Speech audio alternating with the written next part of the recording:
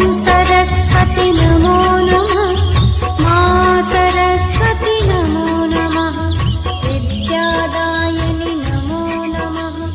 हंसवाहिनी। कहानी उस समय की है जब ब्रह्मा जी ने अपनी सृष्टि का आदि किया और ब्रह्मांड को एक सुंदर रचना में परिणामित किया। लेकिन जैसा कि सभी श्रृंगार नृत्यों में एक खालीपन होता है, वैसा ही ब्रह्मांड के रूप में भी था।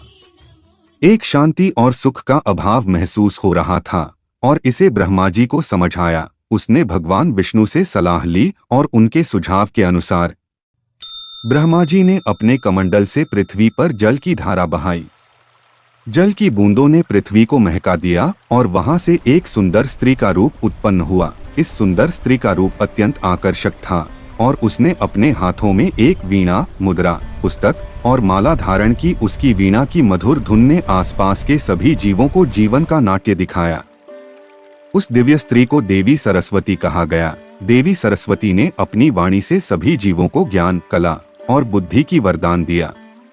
इस खास पल के बाद मनुष्यों का जीवन और भी समृद्धि और सुंदरता से भर गया। आज वसंत पंचमी पर हम देवी सरस्वती की पूजा करते हैं और उनसे ज्ञान और सफलता की कामना करते हैं।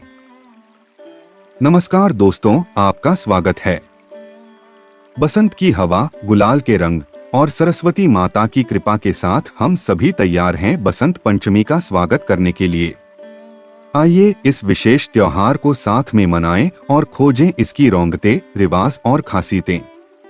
इस वीडियो में हम आपको बताएंगे बसंत पंचमी के महत्वपूर्ण पहलुओं को, सरस्वती पूजा की रूपरेखा को और इस साल कब मनेगी बसंत पंचमी। तो दोस्तों, आपका सफर शुरू होने वाला है और हम सभी मिलकर इसे यादगार बनाएंगे।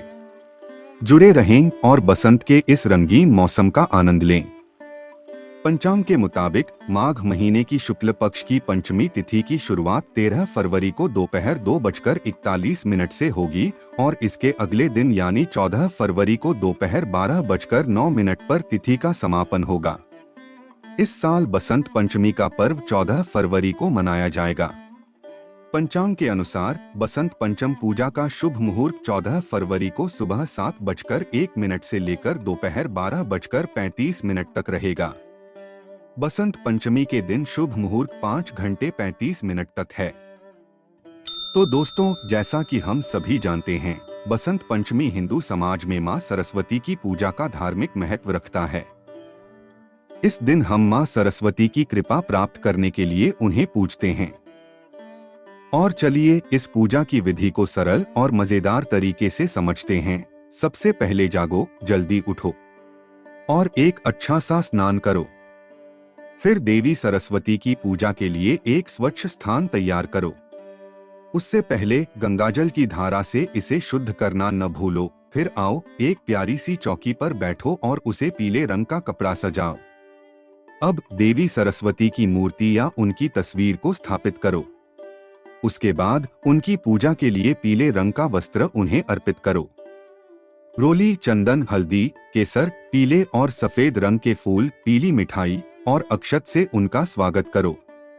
और हाँ, पूजा के स्थान पर वाद्य यंत्र और कुछ किताबें भी रख दो। अब आता है मां सरस्वती की वंदना का समय। उनके सामने धूप दीप, अगरबत्ती जलाओ और उनका ध्यान करो। और हाँ, ये सब कुछ बैठकर ही करो, क्योंकि आसन पर बैठकर ही इस पूजा का आनंद लो। मां सरस्वती को तिलक लगाओ और उन्हें माला पहनाओ। उनको आम के पत्ते, केसर, हल्दी, अक्षत, तिलक, कलश, सरस्वती यंत्र और दूर्वा घास से भी चढ़ाओ। अब भगवान गणेश की भी पूजा करो और विद्यार्थियों के लिए किताब, कला और संगीत यंत्र का पूजन करो। ये सारी बातें करने के बाद बसंत पंचमी के दिन ब्रह्मचर्य का पालन करना न भूलो। इस दिन पेड़ पौधे काटने से बचो, अपशब्द न बोलो और शिक्षा से जुड़ी चीजों का सम्मान करो। तो दोस्तों, आप भी बसंत पंचमी के इस खास मौके पर मां सरस्वती की पूजा करें और नए ज्ञान की ऊंचाइयों की ओर बढ़ने का आशीर्वाद प्राप्त करें। शुभ बसंत पंचमी।